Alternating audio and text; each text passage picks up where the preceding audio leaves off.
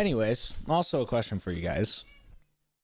If you treat people that way, why would you expect to be treated better than you're treating other people? What's the point? You know, if you're treating people like that, why do you deserve to be happy? And why do you deserve to not be hated on? People, okay, listen. So you notice how people will comment all this shit, right? On my page. Be like, hey, you know, normal comment. This person's better. This person's better than you. You're fucking ugly. You suck. What do you think people's opinions would be if I completely just looked at their appearance and I went into their comment section, looked at their appearance, went into their comment section and said, oh my God, you're so fucking ugly? What do you think their people's reaction would be? It would be terrible, right? People would be like, hold on. Like, did he really just say that? An influencer said that? Oh my God. And then it's like, people like to say that. And then they also like to say that influencers are just like, they're not even like anything. Like, they're just TikTokers. And then that limit, and then they try to limit you. Those people try to limit you to, you know, I see a lot of people get shit on for acting. A lot of people get shit on for being able to go places, et cetera, et cetera, et cetera. And it's like, when are people going to realize that? And I'm not trying to say that obviously I have privileges. Yes, that is very well known. And that will not go away. You know, maybe my relevancy does go away at some point. That's cool. Okay. What am I going to do about it? I might try to do something about it, but if that doesn't work, then what else? I don't know. But it's not about that. And it leads me to my first topic is, why compare in the first place?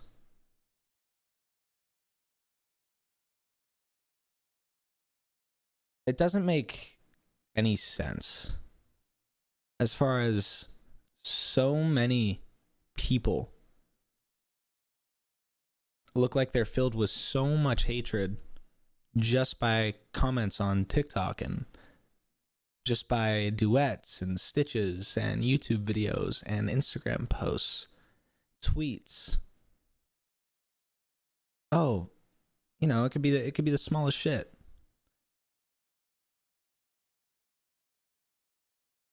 A lot of the time when I was growing up, we never had a lot, right? My dad and my mom were raised the same way, okay? My dad grew up in, you know, obviously a lot of decisions weren't the best. And I could say the same for a lot of you. But you know what he did with that is he started working when he was 14, right? He went through a lot. And he kept on going, you know. My dad was never the type of person to make any enemies or anything. And he just kept trying to go. You know, he kept doing his thing. He let time take him and figure out what it was that he needed to do. You know, and then on the other side, my mom grew up with 7 siblings. And you know how hard it is to maintain 7 kids when you don't have a lot of money? It's pretty fucking hard. It's pretty fucking hard. My grandma had to do all that shit. And my grandpa. You know? So my mom grew up also not very associated with money. And then my parents meet each other. They get married. All that stuff.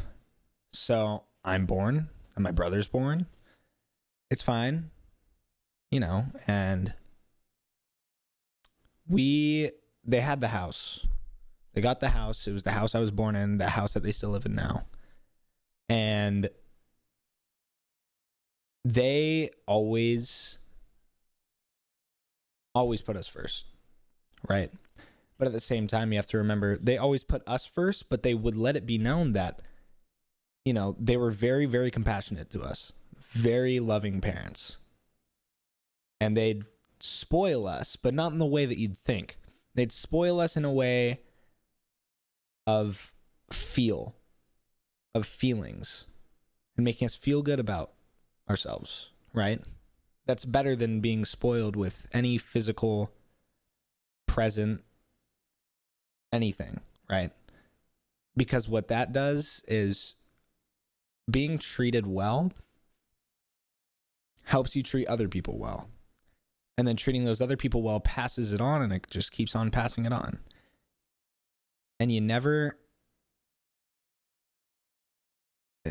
I see where hate gets people. It doesn't get them far. They stay in those little, tiny little fucking cliques, and they feel trapped, but they don't want to say anything, because then if they leave that clique, they'll have no one, right? So as, you know, we're growing up, we were young. My mom worked 2 jobs. My dad was working fucking 18 hours a day as an electrician. You don't do that. 18 to 24 hours a day, and you don't do that.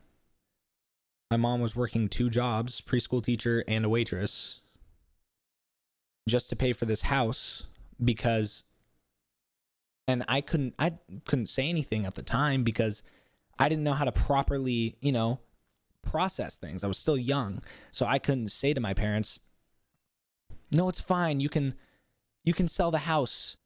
Like, it'll be more beneficial for us if you do sell it.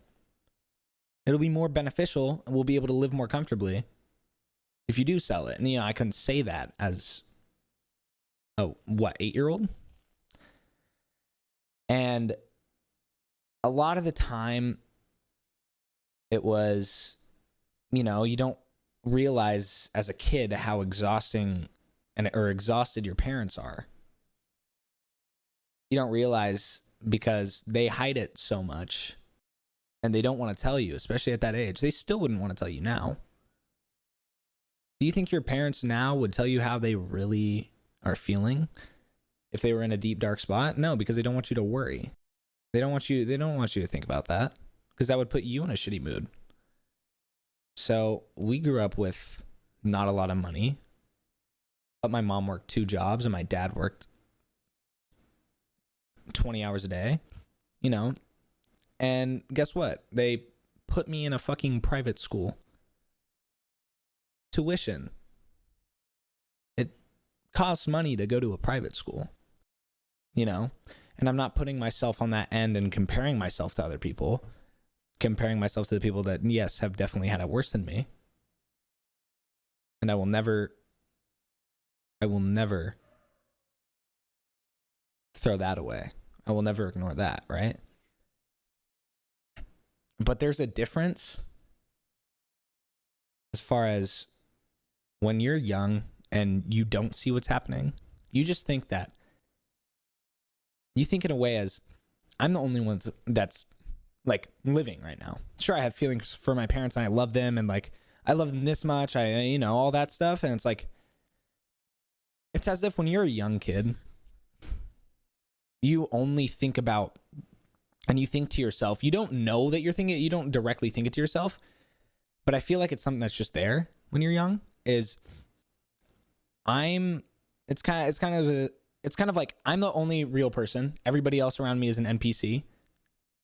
Like, these people, like, it just goes on and it happens. Like, this is the way it's supposed to be. It just keeps going. It just keeps filtering. You know, I can't control it, whatever. That's just how life is, right?